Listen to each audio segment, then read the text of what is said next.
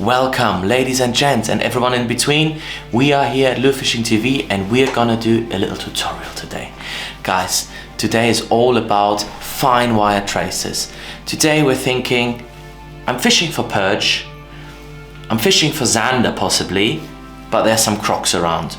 So we're not thinking big, fat wire traces for pike, where they don't really care, where we're fishing big lures anyway. We are thinking nice and fine, nice and subtle, flexible.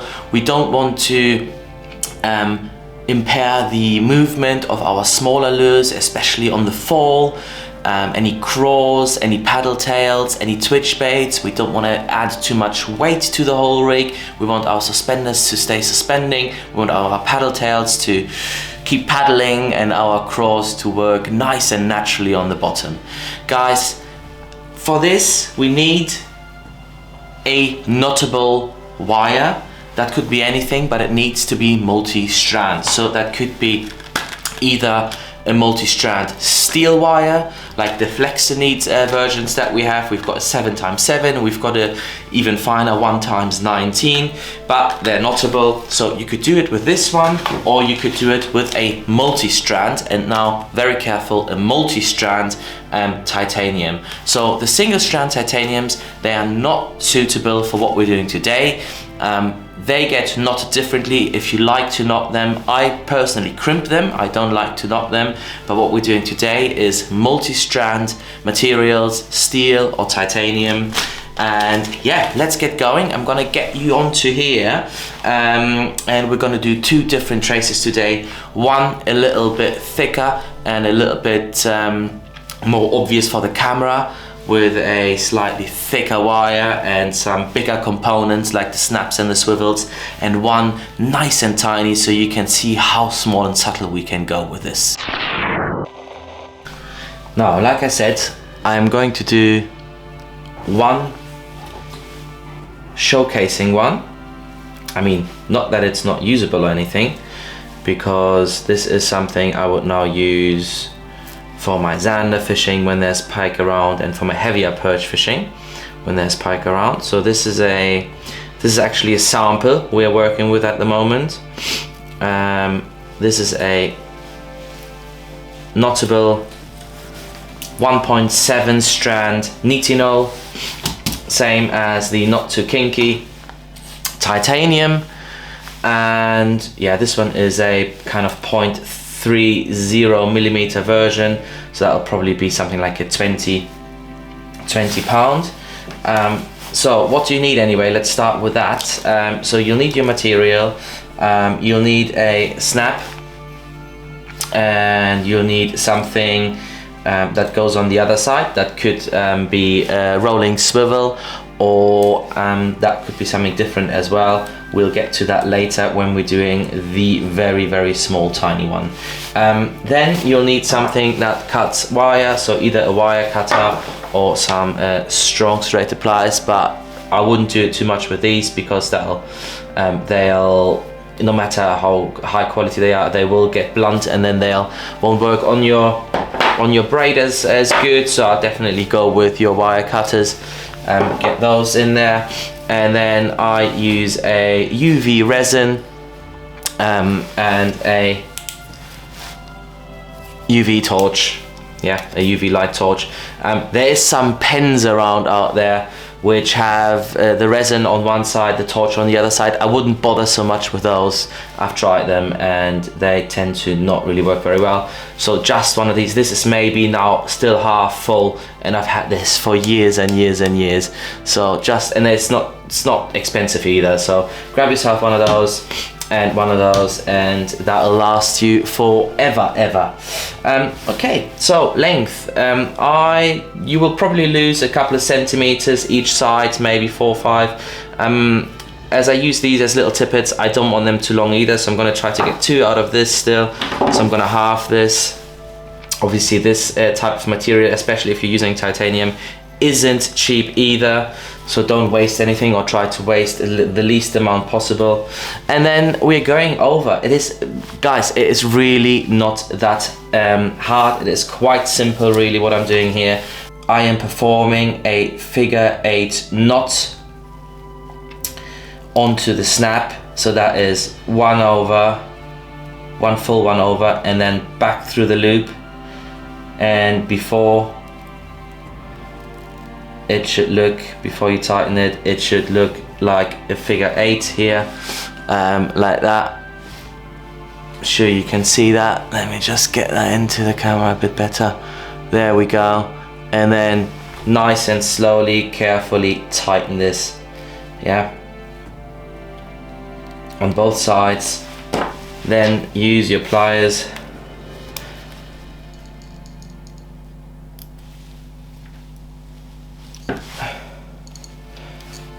and then once it's tight, give it a really good old tug to close this knot. And there's so much abrasion on this one. Obviously it's a very simple knot. It would never work on like a braid or on a monofilament because it would slip, but there's so much abrasion on these materials because it's multi-strand that this is absolutely bomb-proof. You see, I was quite careful with how I pulled it tight, especially with if you use steel rather than, so I've got some steel here, rather than titanium. Be even more careful because obviously the steel is cheaper than the titanium, but it does kink a little bit quicker, especially if you quickly pull the knot tight. You'll have a little piggy tail there, and we don't want that, do we? Now what I do is I get myself a little piece of cardboard to not get any glue where it doesn't belong, even though this glue obviously only hardens once it's been exposed to UV light. So if you get drops anywhere onto your tables and stuff, if it doesn't stay exposed to UV light for too long, then you can wipe it down for quite some time. And then I put a tiny bit of a drop just to appear at the nozzle there, and then I just use this drop so to give the knot a tiny bit. So I don't put the whole drop there, so kind of the knot took what it needs. I can put, no, that's enough. And then it's really a case of 30 seconds of UV light onto that knot, and I'll show you the results in just a second, guys. Alrighty, there we go. And that is the glue dried already within 30 seconds, and it's just created a nice little solid layer around there, resin layer around the knot. So what I do now is I give this a very short trim.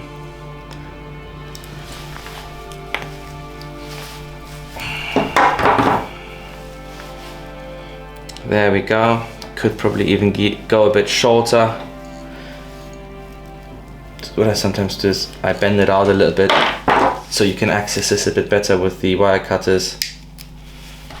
You can give this an ultra short trim now. This is absolutely bomb proof. There we go, guys. As you can see, that is incredibly neat, very low profile. Yeah, the lowest profile you could imagine on this. And yeah, we do exactly the same, identical on the swivel, figure 8 knot, pull both sides, then pull this way,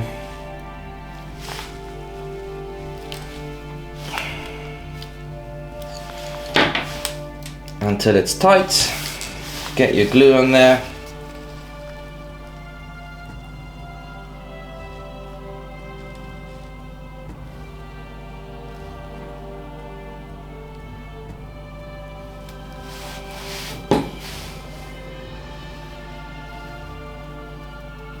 Sometimes you can use gravity as well a bit for that glue to seep into your knot a little bit. Or what I do, where have I got it? I cut myself a little bit of the cardboard, and then you can either, if you've got access glue, remove it with that or distribute it to your liking. 30 seconds. There we go, solid. Give it a very good trim.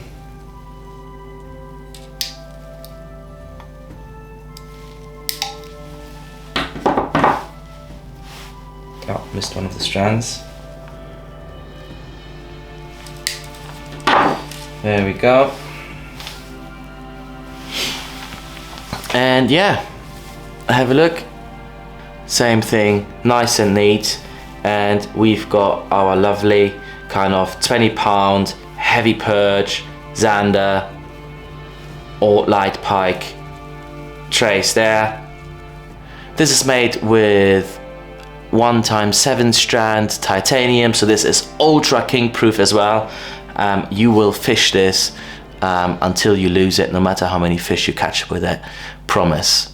And now for all your ultra light fans out there, I got the 6-pound kind of 10mm, 0.10mm of course, not too kinky, 1x7 strand titanium out as well. And that one is so nice and flexible that you can get some really nice and tiny traces with that. If that one is a bit costly, we have, I think it's out of stock at the moment, that's why I've got the 7x7 as an example there, where we do have a 0.15 and 0.20 Flexonit Steel as well. Usually that's the 19 strand one, so once that's back in stock, that is ultra flexible and fine as well. And I'm gonna do a trace now with this hardware, so a micro snap sample again. They have proven really strong, and the little ring that you can see above that micro snap there is actually a Tippet ring from fly fisher guys and girls. So that is as tiny as we can go when it comes to the terminal tackle we use, and we're gonna do that now. I'm just gonna start with that Tippet ring just so I don't lose it. So that one really is, guys,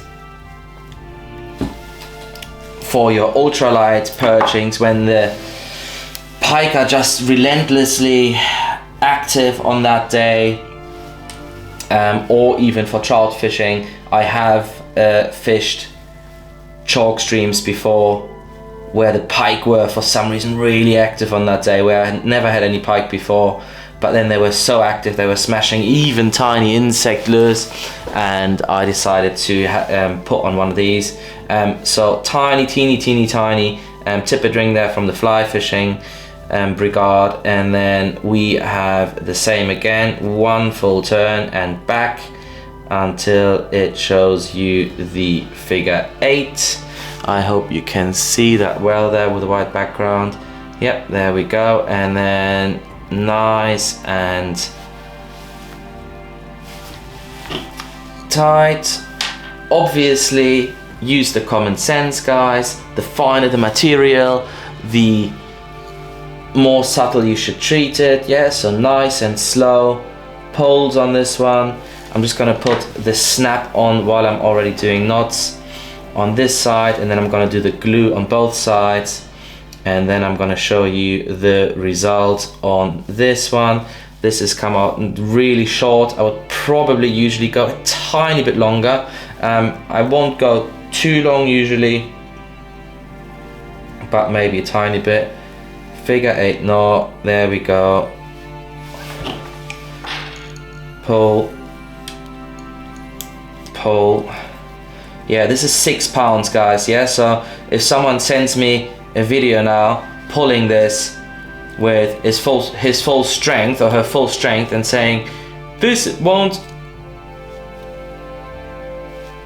stay put with a big pike, it is a finesse rig now, isn't it? It is only a 6-pound leader, this one, so you need to treat it like a 6-pound leader. Don't just think because you're now fishing a wire trace you can just pull a 20-pound pike in this with a close drag. Treat it like the Finesse Trace it is. Open your drags when you hook a big pike on this, and yeah, it's no different than a regular 6-pound leader when it comes to how much weight it holds. It's just more pike proof, obviously. So that is something that I would like to mention. Then teeny tiny bit of glue. There we go. Tiny dip, tiny dip. 30 secs, guys, 30 secs. And a good trim, nice and short.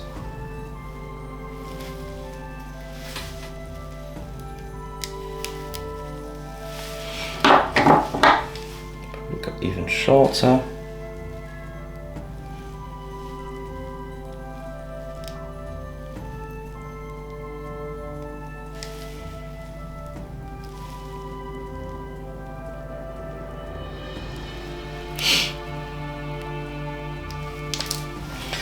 Get yourself sharp cutters, guys, because these multi-strand will obviously fray. Which is absolutely fine once you've done the knot. If it frays a little bit at the end, especially when you've done that glue, it's not an issue at all. But I'd like to get them as short as possible, just to make it as finesse as possible and for it to not catch any debris mid-water or on the bottom or wherever you're fishing.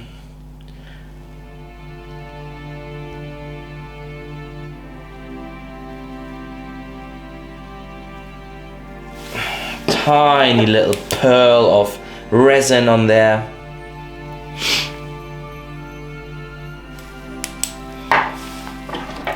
That's enough.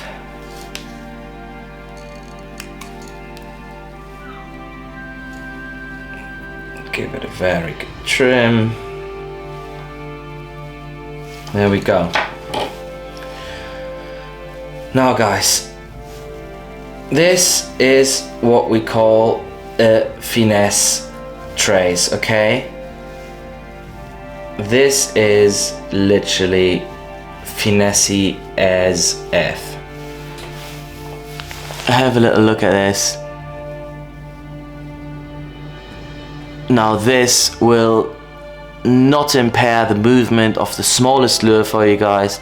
It won't add a lot of weight to your twitch baits, to your tiny twitch baits, tiny top waters even, or if you want to drag some small crawls and the pike are nice and active and you're scared of being bitten off, guys, this is as tiny and as finesse as it gets.